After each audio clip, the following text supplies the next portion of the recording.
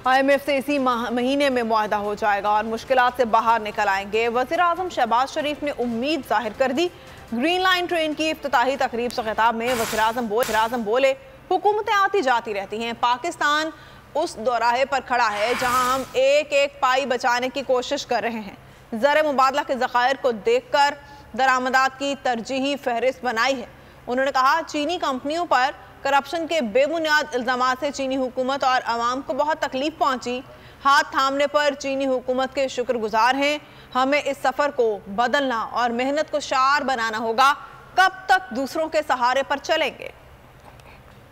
पाकिस्तान आज उस दोराहे पे खड़ा है जहाँ पर एक एक पाई हम बचाने की कोशिश कर रहे हैं कि जो हमारे फॉरेन एक्सचेंज रिजर्व्स हैं उसको सामने रखकर हमने एक प्रायोरिटी लिस्ट बनाई है कि जो इम्पोर्ट जो हैं उसमें किनको फोकियत हासिल होनी चाहिए, फूड आइटम्स, अद्वियात और इस तरह की जो जिनके बगैर माशरा एग्जिस्ट नहीं कर सकता। इंशाअल्लाह IMF से इसी महीने में इंशाअल्लाह मुझे पूरी उम्मीद है कि मुआहदा हो जाएगा और ये मुश्किलात से हम बाहर निकल आएंगे। फिर मल्टीलेटरल और बायलेटरल भी जो इदारे हैं वो हमारे साथ चलेंगे। ये एक मुश्किल वक्त है।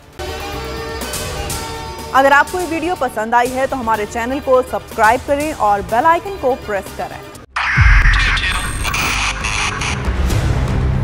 2022 बहुत सारे तोहफे भी देखे गया पाकिस्तान की आवाम को। पाकिस्तान की आवाम को एक तोहफा ये दिया कि आवाम को पता चल गया कि पाकिस्तान का मीडिया क्या है। साल 2022 में सबसे ज्यादा देखे जाने वाला चैनल बोल न्यूज रहा नंबर 1। हमने बहुत सारे शोज और ट्रांसमिशंस की, पूरा साल मुसलसल जदोजहद में निकल गया कि ये वोट ऑफ कॉन्फिडेंस के पीछे कौन लोग थे। तोड़े रेटिंग के सभी रिकॉर्ड। सोशल मीडिया पर भी सबसे ज्यादा तेजी से 2.4 बिलियन व्यूज का संगे मील अबूर किया।